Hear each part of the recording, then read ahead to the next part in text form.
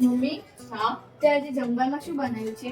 આજે તો કારેલા ડુંગળીનું શાક, રસ અને રોટલી બનાવી. વાહ, મારું ફેવરેટ શાક. ભાવશે ને? ભાવે ને કારેલાનું શાક? તારા હાથે તો મને બહુ ભાવે. તો ચલો આપી દઉં.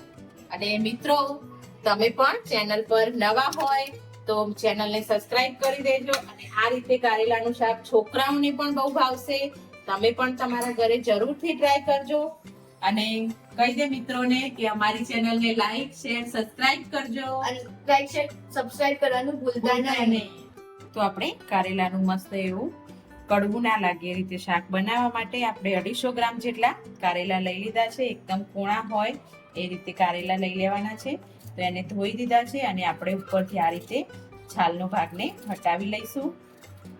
આ રીતે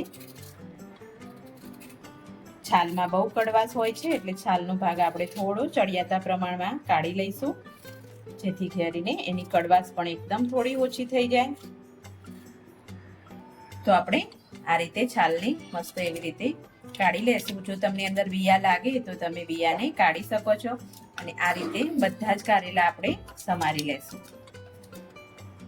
આપણે બધા કારેલા સમારી લીધા છે. તો કારેલામાં આપણે થોડું મીઠું નાખી અને આ રીતે થોડું એવું મસળી દેશું, જેથી કરીને એની કડવાશ દૂર થઈ જાય. અને આ રીતે આપણે બધા ઠળિયાને પણ કાઢી દીધા છે, જેથી કરીને આપણને કડવું પણ ના લાગે અને ઠળિયા દાંતમાં ભરાઈ પણ ના રહે. અને છોકરાઓ પણ ખાશે એવું શાક બનાવીશું આપણે આજે.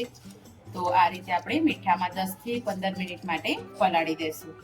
તો અહીંયા આપણે શાક વઘારવા માટે 3 થી 4 ચમચી જેટલું તેલ લઈ લઈશું. તેલનું પ્રમાણ થોડું આપણે એમાં ચડિયાતું રાખીશું.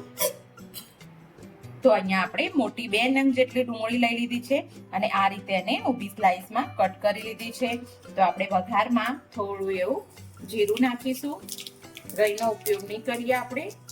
અને પછી આપણે તરત જ ડુંગળી એડ કરી દઈશું. ડુંગળીને આપણે થોડી એવી પકડાવા દઈશું.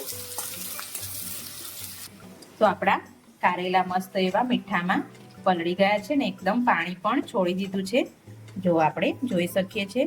તો આપણે આનું એકદમ મિક્સ કરી અને પછી બધું નીચોઈ અને પાણી કાઢી લેવાનું છે આ રીતે, જેથી કરીને એની બધી કડવાશ દૂર થઈ જાય.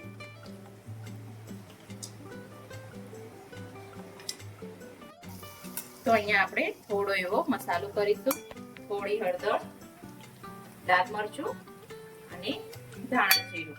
અને મીઠું તો આપણે પેલામાં ઓલરેડી નાખ્યું હતું એટલે વધારે ઉપયોગ નહીં કરીએ. સ્વાદ પ્રમાણે લઈ લેશું. અને આપણે કારેલા પણ એડ કરી દઈએ જોડે જોડે.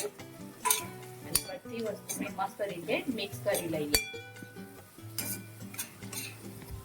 તો આપણે આને થોડી વાર એવું ઢાંકણ ઢાંકી દઈશું 2 મિનિટ જેટલું. પછી આપણે 2 મિનિટ પછી આને ખોલીએ. ખોલીને જોઈએ તો આમાં આપણે પાણી એડ નથી કરવાનું, એટલે આપણે થોડો એવો ગોળ લઈ લીધો છે. જો કડવાશને બેલેન્સ કરવા પહેલા તો આપણે ડુંગળી લઈ લીધી છે 2 નંગ અને પછી આપણે કડવાશને બીજી રીતે બેલેન્સ કરવા માટે આપણે થોડો ગોળ લઈ લીધો છે. એને સરસ એવું મિક્સ કરી હલાવી અને આપણે 5-1 મિનિટ પાછું ચડવા દઈશું. ચડવા માટે આપણે અંદર પાણીનો ઉપયોગ નથી કરેલો, એટલે આપણે ઢાંકણ બંધ કરી અને આ રીતે ઢાંકણની ઉપર પાણી એડ કરીશું, જેના કારણે આપણે નીચે ચોટે નહીં. તો આ રીતે આપણે પાણીનો ઉપયોગ કરીશું. આ રીતે આપણે 5-1 મિનિટ થઈ ગઈ છે અને આપણે ખોલીને જોઈએ તો મસ્ત એવું તેલ પણ છૂટું પડી ગયું છે. આપણું શાક નીચે ચોટ્યું પણ નથી અને આપણું કારેલાનું શાક તૈયાર થઈ ગયું છે. તો આપણે હવે ગેસ બંધ કરી લઈશું. મસ્ત મજાનું આપણું શાક તૈયાર છે. આને આપણે રસ, રોટલી અને શાક જોડે ખાઈએ તો એકદમ જોરદાર ટેસ્ટી લાગે છે.